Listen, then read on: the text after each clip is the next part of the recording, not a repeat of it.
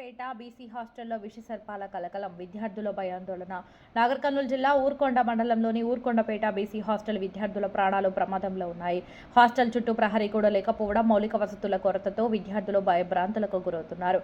పొదల్లో పాములు తిరుగుతుండగా పుస్తకాల మధ్య కూడా సర్పాలు దర్శనమిస్తున్నాయి. ప్రహరీ గోడ లేదు సార్, పాములు వస్తున్నాయి, మేము భయపడుతున్నాం. రాత్రి మరుగుదొడ్లు లేక బయటకు వెళ్లడానికి కూడా విద్యార్థులు భయపడుతున్నారని చెబుతున్నారు.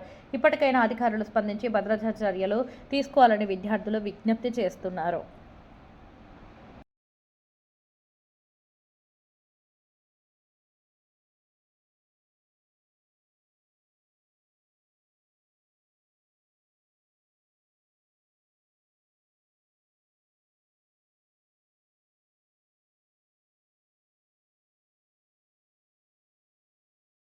వసతుల కొరతతో విద్యార్థులు భయభ్రాంతులకు గురవుతున్నారు.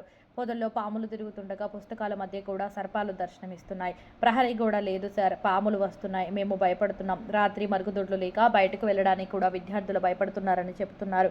ఇప్పటికైనా అధికారులు స్పందించి భద్రతా చర్యలు తీసుకోవాలని విద్యార్థులు విజ్ఞప్తి చేస్తున్నారు.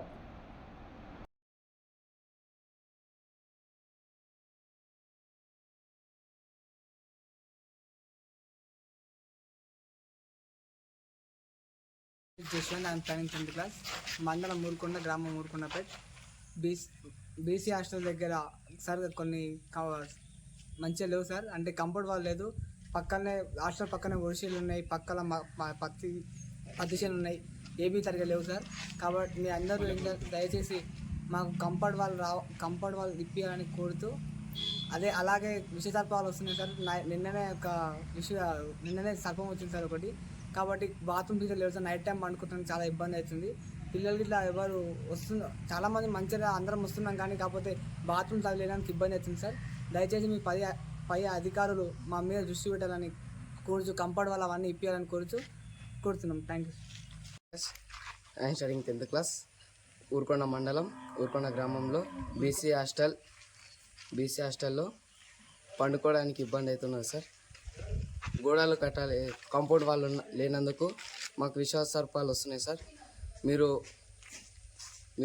అధికారులు మొత్తం మా హాస్టల్ మీద దృష్టి పెట్టి కొంచెం కాంపౌండ్ వాళ్ళు కొడితే, అండ్ బాత్రూమ్స్ కూడా లేవు సార్. బాత్రూమ్స్, వాష్రూమ్స్ పండుకునేటప్పుడు వస్తుంటే మాకు భయం అవుతుంది సార్.